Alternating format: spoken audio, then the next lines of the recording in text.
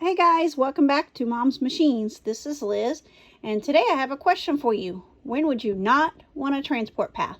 Well, today I'm going to show you one reason. Here we go. Here we go.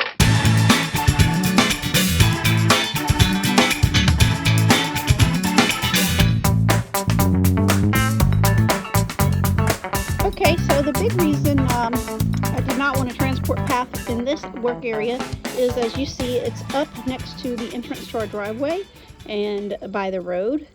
So there are a good number of cars that do come by our driveway, and we even have people sometimes they turn around.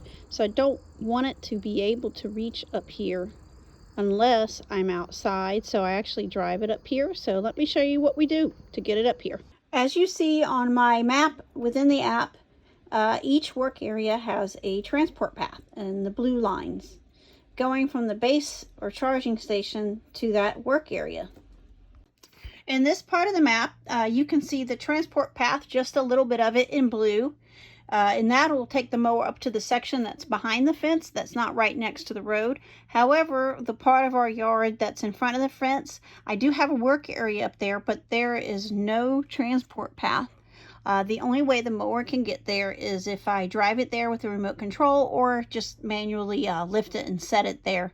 This way the mower won't be mowing up there in that area right next to the road, unless I absolutely know it's there.